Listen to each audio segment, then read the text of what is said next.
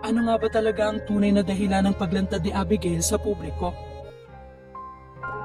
Huling inula ng reaksyon ang pangalan ni Abigail Rait sa social media. Maliban sa gustong pagpasok ng kanyang anak na si Gail sa showbiz, ay mainit na usap-usapan ngayon ang isa sa dahilan kung bakit ito lumantad sa publiko.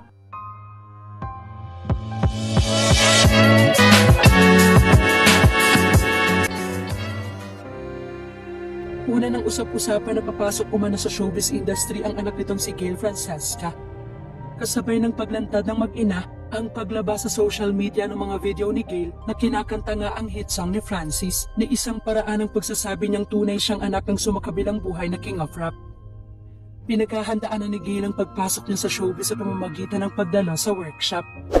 Nakahanap na rin sila ni Abigail ng manager na mamamahala sa kanyang career.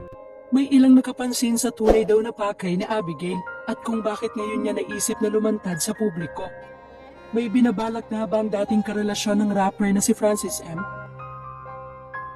Usap-usapan ng mga netizen ang kumakalat na campaign poster ni Abigail Rait ang lumantad na ex-lover umano ng namayapang King of Rap na si Francis M na kanyang pagkandidato umano bilang barangay kagawad sa darating na halalan.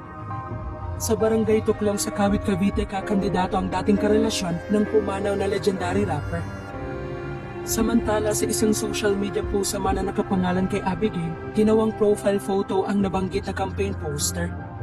Dahil dito, may ugnay ng mga netizen ang kanyang pagtakbo sa naging paglantad nila na talaga namang pinag-usapan.